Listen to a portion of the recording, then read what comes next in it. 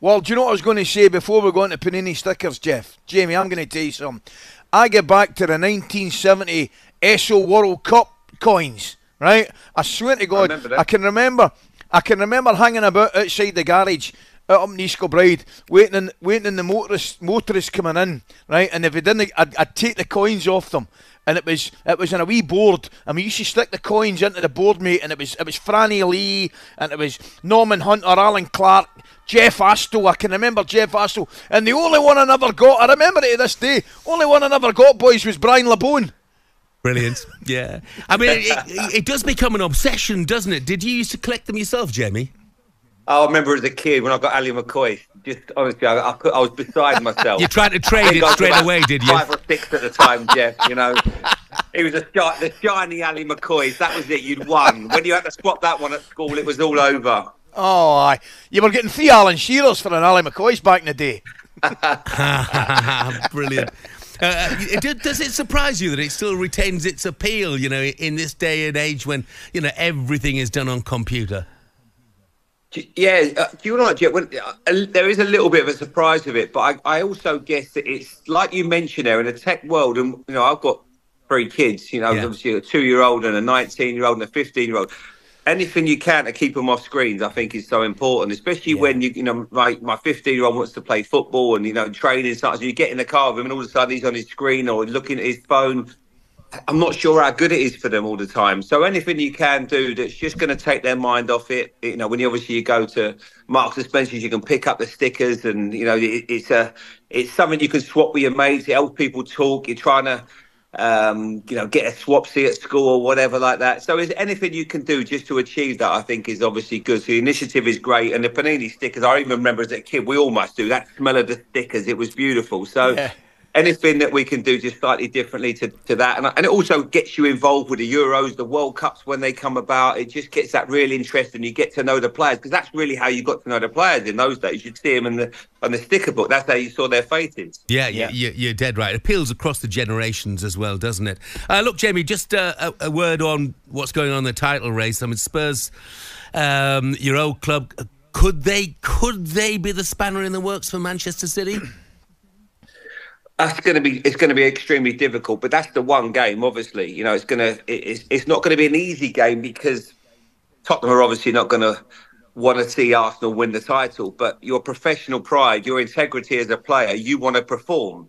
And Manchester City's record is really bad there in the Premier League. You know, they haven't won there under Pep Guardiola. Obviously, they won there in the FA Cup early in the season, and they're in a rotten run of form. Obviously, I was at the game on Sunday where they lost 4-2. They lost 4 against Newcastle. You know, very poor against Chelsea in the last midweek. So right now, it looks like can they create a moment in their career to turn it around, in their season to turn it around? It doesn't look quite likely, but you never know. They've only got a draw. If Arsenal can win their games, all they have to do is get a draw against Manchester City somehow, and then the title will be Arsenal. So we'll have to just wait and see. At the moment, it looks extremely difficult for them. But when people talk about, they're not going to try, they don't want to hand the title to Arsenal, you can't do that as a player. It's just impossible. You know, fans might think it can happen, but there is no way. You're going to be live on Sky. You want to perform. You want to show your best. What are you going to do? Not go into a tackle? You know, the goalkeeper, what's he not going to want to save a shot? That's just not how it works in football. No, I agree with you, mate. I think there's without doubt, I think a personal pride takes over, Jamie, obviously. What about Tottenham, though? I mean, I'm with you, mate. I've watched them the last couple of games. I was at Newcastle, lost, 4 goals. I just think defensively that's clearly where the problems are. And I'm not sure. I thought when Van de Ven went out the side, I could understand them missing him, but he's come back in and he had a bit of a shocker up at Newcastle. But they seem to have lost their way defensively. Yeah, and you know, obviously Udogie is not playing at left back, and he makes a bit of a difference. He played Emerson Royale at left back, and against Salah the other day. It was just a mismatch. He had so much success down that side, but it shouldn't be the capitulation that we've seen of late. Because early in the season they looked phenomenal, and it was it was revolutionary a little bit what he was doing. He was playing the 2 fullbacks coming into midfield. I'm not sure whether it's a case of them being found out or anything like that. It feels that he's struggling with the players. He's trying to sort of change the midfield. Maddison looked like he was indispensable early in the season. He's been left out the last couple of games. Bissouma's been off the boil.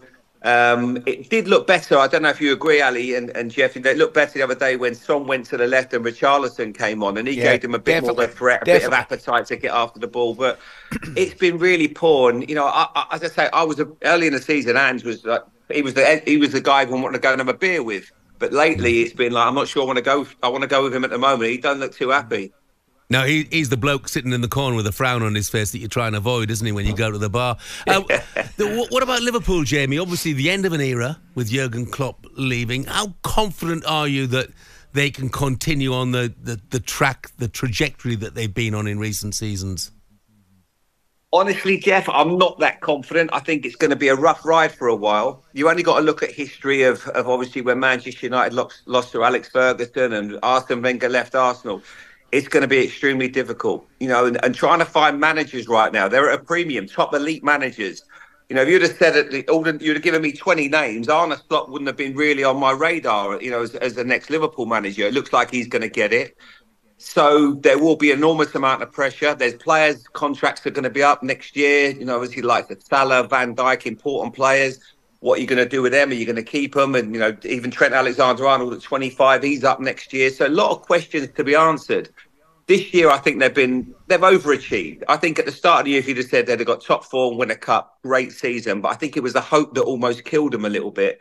But you look at that and think, yes, they've got some good young players, but it's a manager coming in. He's going to have to really start well, because there will be an enormous amount of pressure on him because of, you know, maybe he's not the exciting manager that Liverpool fans want, but they will give him time, obviously. But it just shows you at Manchester United and the trouble they've had with their managers trying to replace Alex Ferguson. It really isn't easy. I'm just a little bit concerned, Jamie. I'm with you, mate. I look and it's a little bit like, I hope Moisey gets a great send-off at the weekend, and obviously Jurgen Klopp deserves a great send-off as well, but even Klopp, to me, hasn't seemed himself the last 3 or 4 weeks, mate. Jurgen Klopp? Yeah. Yeah, I think it's just, do you know what, Ali? It was that they needed to, there was the games that they lost, they just didn't. Obviously, I think throughout the last 7 they didn't score in. Which, when you think about Liverpool's team, that's not really how they're like. I mean, they're always creating chances, scoring goals.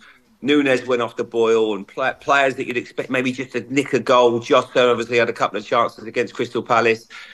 It just didn't go their way, you know. And I think that, I mean, he's had 8 years there, 8-9 years. He's been phenomenal. You know, he's a complete one-off, and trying to replace him is going to be so tough for any manager coming in. So I guess you just got to give the manager the support you can. They've got, you know, obviously Michael Edwards is coming back as the director of football, and he'll look at the transfer dealings, and that'll be something that they're going to have to do and try to make sure that you back this new manager.